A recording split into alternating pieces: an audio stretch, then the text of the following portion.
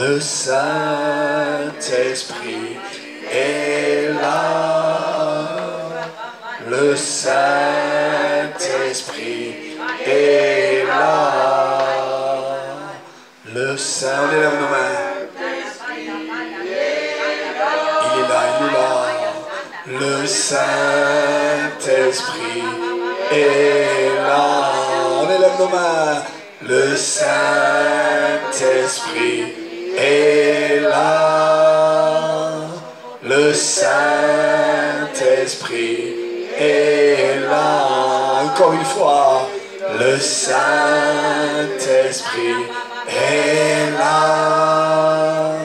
Le Saint-Esprit est là.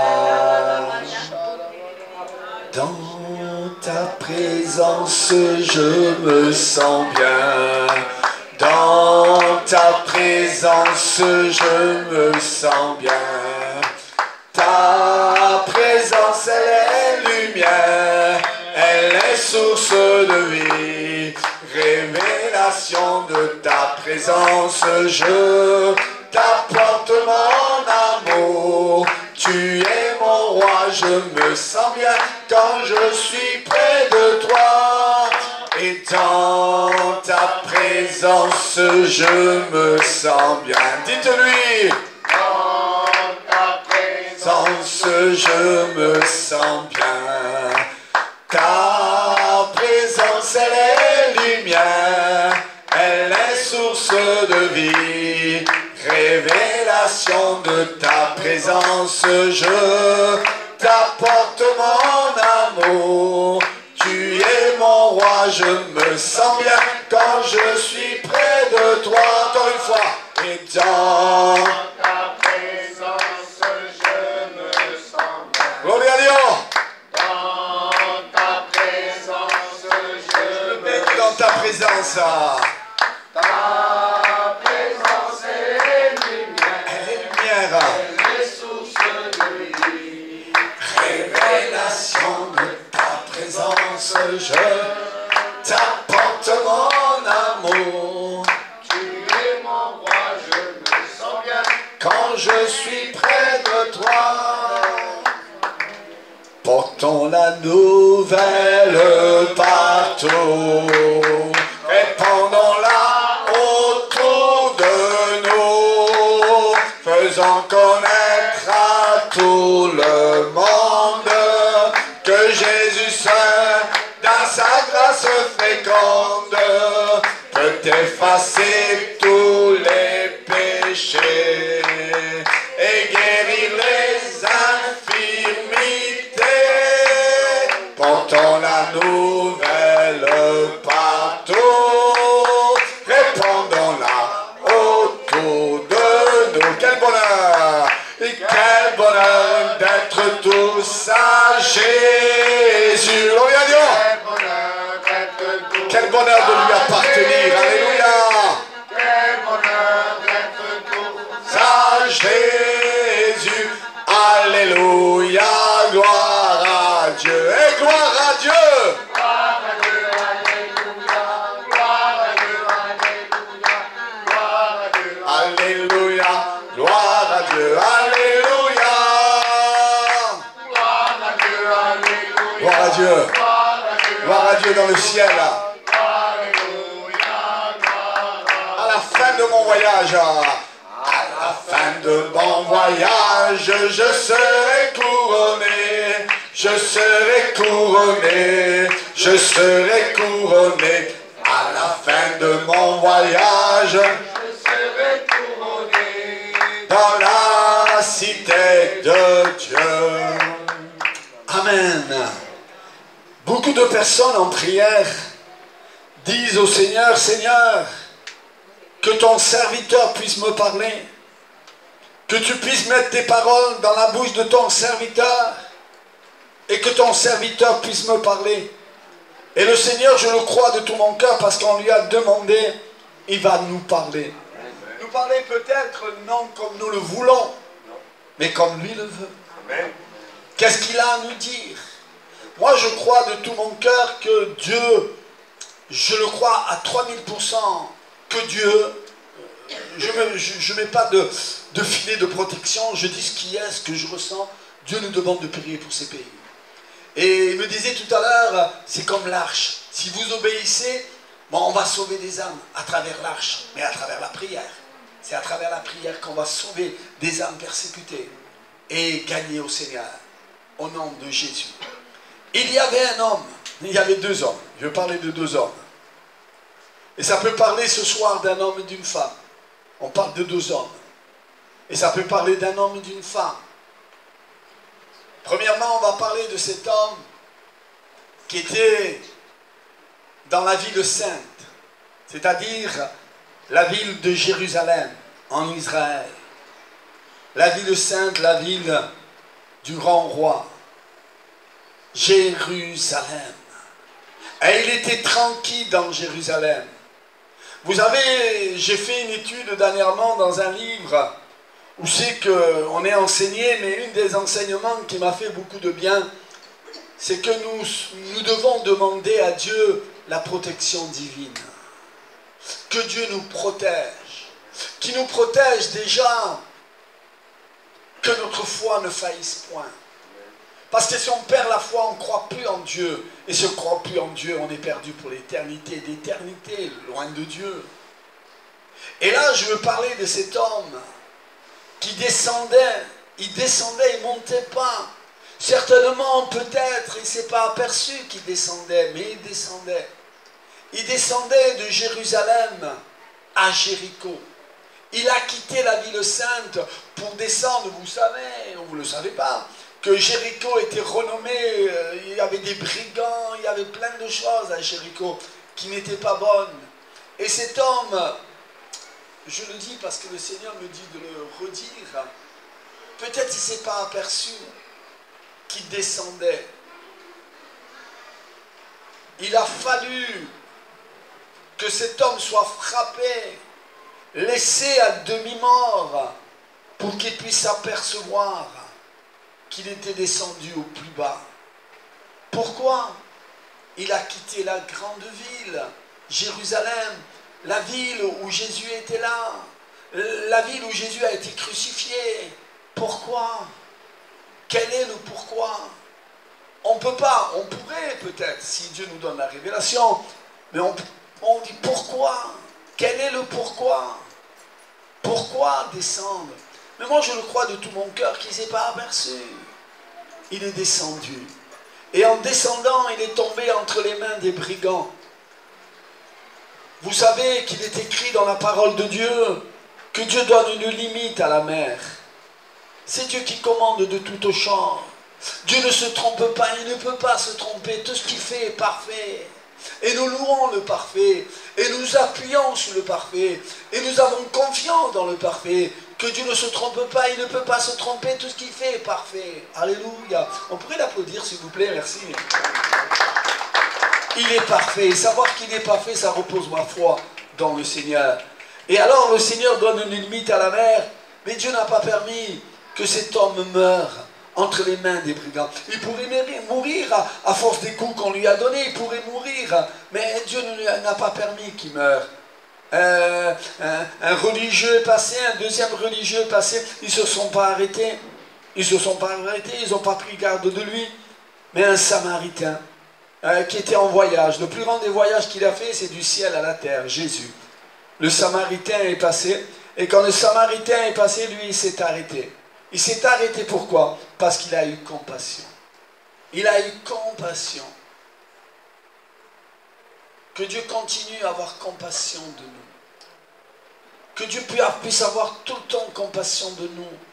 de notre femme, de nos enfants, de nos parents, des gens que nous aimons, que Dieu puisse avoir compassion.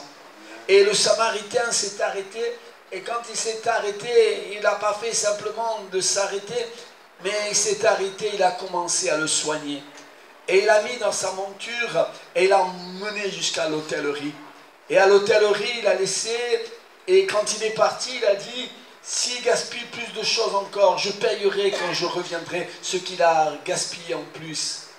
Un homme descendait. Ça n'a pas été bon pour lui, mais cette grâce, comptons sur cette grâce, sur cette miséricorde, sur cette compassion. Parfois, quand mes enfants étaient petits et qu'on allait en grande surface, mes enfants, les premiers regards qu'ils regardaient, c'était les bonbons. Mais vous savez, les bonbons, c'est bon, mais pas trop bon pour les dents, pour leur appétit. Mais ils ne comprenaient pas pourquoi on leur refusait de prendre tant de bonbons. Il y avait tout un rayon plein de bonbons, ils pouvaient prendre tous les bonbons, mais les parents ne voulaient pas qu'ils prennent tant de bonbons. Parce que c'est comme le Seigneur, Dieu ne veut pas qu'on puisse descendre. Et l'Esprit de Dieu me dit que parfois on ne s'aperçoit pas qu'on est descendu, mais on est descendu. Peut-être on est touché, on a été touché, et c'est dur de se relever, mais le bon Samaritain, le Seigneur est bon. Un seul mot de toi, un seul mot de toi, le Samaritain s'arrête, le relève, et lui fait du bien. Il y a une autre personne qui demande à son père, « Père, donne-moi les biens qui doivent me revenir. » Ce n'est pas possible de demander à un père les biens qui doivent nous revenir à sa mort. Il faut qu'il meure pour qu'on ait un héritage. Pour que l'héritage soit distribué, il faut que celui qui va distribuer l'héritage soit mort. On ne peut pas donner un héritage dans son vivant. Ce n'est pas possible, ça n'existe pas. Mais dans le Seigneur, Dieu ne veut pas nous enfermer dans quelque chose qu'on ne pourrait pas sortir. Ça ne serait pas de l'amour. Pourtant Dieu nous aime d'un amour inépuisable, d'un amour qui ne peut pas se compter. Il y aurait tellement de chiffres, car on ne peut pas compter l'amour de Dieu. On ne peut pas peser l'amour de Dieu.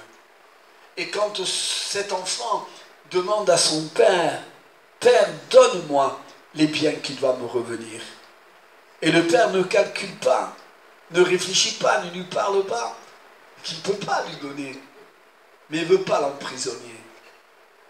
Parce que le plus grand commandement, ce n'est pas « tu feras », mais « tu aimeras ». Un des plus grands passages dans le Nouveau Testament, car Dieu a tant aimé, c'est l'amour. Et dans l'amour, on ne renferme pas. Un oiseau qui est en cage, que jamais on ouvre la petite fenêtre là, de la cage. Quand on l'ouvre, il s'envole, il ne revient plus.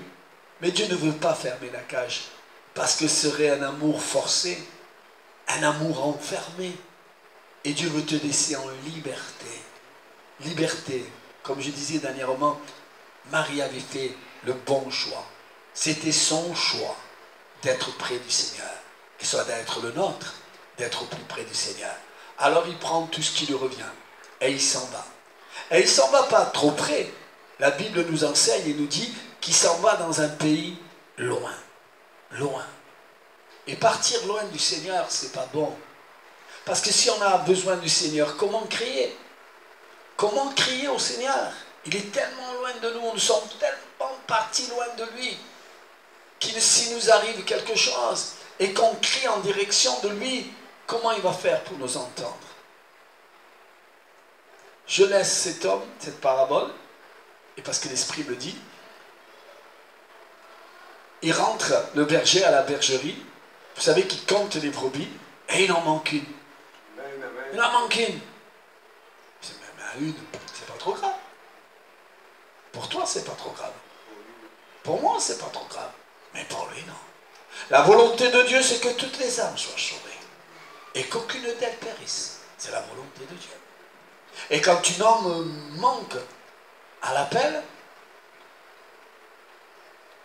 il a 100 âmes, il a 99 qui sont dans la bergerie. Et je vais vous dire quelque chose. Et c'est l'Esprit de Dieu qui me le dit. Il fait nuit. La nuit arrive. Mais là, quand il rentre à la bergerie, il fait nuit. La nuit arrive. Où les ténèbres, plein de choses vont arriver dans ce monde. La nuit arrive, il compte les brebis, il en manque une. Il va se mettre à la recherche. Mais il fait nuit. Au point que, vous savez, il y a des ravins, il y a des fossés. Mais son amour est tellement grand pour la brebis qu'il n'est pas rentré à la bergerie, qu'il se met à la chercher. Et cette brebis, c'est toi. Et cette brebis, c'est moi. Il se met à la chercher. Il tâtonne un peu pour chercher cette brebis. Il n'y avait pas de lampe à l'époque. Il n'y avait pas de lumière. Mais il se met à la chercher. Vous savez, le pire qui peut arriver à une brebis, c'est se mettre sur ses quatre pattes. Elle n'arrive pas. Elle n'arrivera plus à se mettre sur ses pattes. Elle va mourir. La mort s'ensuit. Mais Dieu ne veut pas qu'on meure. Dieu n'a pas de projet pour toi de mort. Mais il a des projets pour toi de bénédiction, de vie. Alors il la voit, la brebis, et quand il la voit, vous savez qu'est-ce qu'il dit? Vous et moi, qu'est-ce qu'on va lui dire à la brebis? Qu'est-ce que tu vas prendre? Mais qu'est-ce que tu as fait? Ça, c'est l'homme qui parle. Mais Dieu est différent que l'homme. Amen. Quand il prend la brebis, il la voit, il la met sur ses pattes, et elle est restée longtemps sur ses pattes. Alors qu'est-ce qui lui arrive? Elle est fatiguée. Ça nous arrive d'être fatigués. Ce monde nous fatigue, ce monde nous angoisse, ce monde nous fait peur. Et quand le Seigneur voit qu'on n'arrive pas à se mettre sur nos pattes, qu'est-ce qu'il fait? Il va lui mettre la correction des corrections. Qu'est-ce qu'il fait? Il la prend et il la met sur quoi? Sur ses épaules. Elle ne mérite pas, mais regarde pas ce qu'elle ne mérite pas. Elle regarde son amour pour elle. Son amour, le Seigneur, pour toi, il est immense. Alors il la met dans ses épaules et il va en direction de la bergerie. Et quand il est merveilleux, le Seigneur. Hein? Et quand il prend la brebis, il la caresse, il rentre avec les autres brebis. Il la met dedans, c'est bien, il s'en va à la maison, il mange. Non. Qu'est-ce qu'il fait? Il appelle ses amis. Il appelle ses amis, il appelle les anges, il appelle le Saint-Esprit, il appelle tout le monde. Réjouissons-nous, dit le berger. Réjouissons-nous. Ma brebis, la mienne, qui était perdue, je l'ai retrouvée. Je l'ai retrouvée. Et je suis dans la joie. Réjouissons-nous, c'est la fête des fêtes. Applaudissons le Seigneur. Parce que c'est un Dieu d'amour, de miséricorde et de compassion. Alors, la grâce de Dieu est là. Je vais terminer, je ne vais pas être long. La grâce de Dieu est là. L'enfant qui est là, on ne peut pas être béni quand on est loin du Seigneur. Ce n'est pas possible. La parole de Dieu serait fausse. Alors cet homme a de l'argent, a un héritage. Mais il fait du commerce, il fait ceci, il fait cela. Mais il le gaspille aussi avec des prostituées, dit la parole de Dieu, la parabole. Et là, frères et sœurs, à un moment, il n'a plus d'argent. Et il faut qu'il travaille. Et il se met à travailler. Et le pire pour un juif, c'est d'être au contact des pourceaux. Le pire qui peut arriver à des chrétiens, c'est d'être au contact des païens. Ils disent des gros mots, ils veulent se battre, ils veulent se disputer, ils sont jaloux, ils ceci, cela. Un jour, j'allais avec une personne en voiture, voir une voiture, et je suis monté dans sa voiture, et on est allé voir la voiture qui devait me présenter. À chaque fois qu'il passait une fille, ah là là, qu'elle est belle celle-là! Et moi j'étais dans la voiture. Oh là là, qu'elle est mignonne celle-là! Tu vois comme elle marche, Seigneur. Ça c'était une chose, c'était pas bon. Moi je fermais les yeux, je mettais mes doigts dans les oreilles. Et après quelqu'un s'arrêtait au feu rouge. Mais qu'est-ce qu'il veut celui-là? Je veux descendre, je veux le tabasser! Je dis Seigneur, non! Qu'est-ce que c'est ça? C'est au contact des pourceaux. On ne peut pas être béni. Je vous donne ma paix, je vous laisse ma paix. Mais non comme le monde la donne. Alors cet homme était au contact des pourceaux. Il aurait voulu, on ne se rassasie plus quand on a connu le Seigneur. Dans tout ce que le monde met. Certains films, certaines paroles, certains actes. on se réjouit plus. Non, c'est fini. Quand on a connu le Seigneur, on ne peut pas se réjouir dans ce que mangent les pourceaux. Il aurait voulu se rassasier des carouges que mangeaient les cochons, mais personne ne lui donnait. Alors une grâce lui a été accordée. Une grâce. Qu'il est bon d'être dans la grâce de Dieu. Qu'il est bon de se baigner dans la grâce de Dieu. Qu'il est bon d'être dans son amour, dans sa miséricorde, dans sa compassion, dans sa grâce. Alors une grâce lui a été accordée. Qu'est-ce qui lui est arrivé? Il est rentré à la bergerie, il est rentré en lui-même. Et c'est une grâce de Dieu. C'est créé par Dieu qu'il est rentré en lui-même. Il s'est mis à réfléchir. Il s'est mis à analyser. Il s'est mis à penser. Mais qu'est-ce que je fais? Loin de mon Père, je vis mal. Mais qu'est-ce que je fais? J'irai vers mon Père. Et je dirai à mon Père, ne me traite pas comme ton fils, mais traite-moi comme un de tes missionnaires. J'irai vers mon Père, car la maison de mon Père, c'est Bethléem. À la maison de mon Père, il y a de la nourriture en abondance. Mais parfois, ça nous arrive de parler, mais pas d'agir. Mais cet homme a parlé, et il a agi. Il a agi comment? En faisant un pas, le pas que vous avez fait ce soir. Un deuxième, un troisième, un quatrième, et le voilà près de son Père. Et quand il arrive vers son Père, il a comme une récitation à dire. Il dit, mon Père, j'ai péché contre toi, j'ai péché contre le ciel, et ceci, cela. Son Père dit, tais-toi. Mettez-lui l'anneau au doigt, l'autorité du chrétien.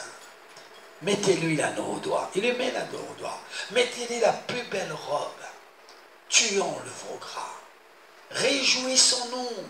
Ma brebis qui était perdue, elle revient à la vie. Et le Saint-Esprit me dit là, c'est bien pour Dieu, mais c'est bien aussi pour la brebis perdue. Hein. Pour Dieu, il se réjouit, c'est vrai, mais la brebis perdue, elle est revenue à la bergerie. Elle est revenue vers Dieu. Alors Dieu dit, son Père dit, réjouissons-nous, faisons la fête. Ma brebis qui était perdue, la voilà à la vie. Elle est là ma brebis. Et réjouissons-nous dans le Seigneur, parce qu'il est bon de réjouir le cœur de Dieu, n'est-ce pas? Il est bon de réjouir le cœur de Dieu. Vous savez, et je termine, on est tellement proche du retour du Seigneur, son retour est imminent, son retour est à la porte, qu'aujourd'hui on n'arrive plus à jouer, à faire semblant. Maintenant, c'est vrai ce que nous faisons. Et là, frères et sœurs, il est là, il se réjouit, la brebis, elle est sauvée, cet homme, il est à la maison, et Dieu dit, réjouissez-vous. Car la volonté de Dieu, c'est que toutes les âmes soient sauvées, qu'aucune d'elles périsse. Et nous prions pour le monde, et nous prions pour vous, pour que vous ne soyez pas du côté des perdus, mais que vous soyez des côtés des sauvés. Amen, amen. Je vais terminer avec une note positive et négative. Ne soyez pas des côtés des perdus. Ne soyez pas des côtés des perdus, mais soyez des côtés des sauvés.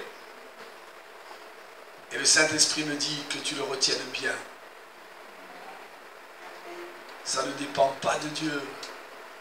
Ça dépend de toi.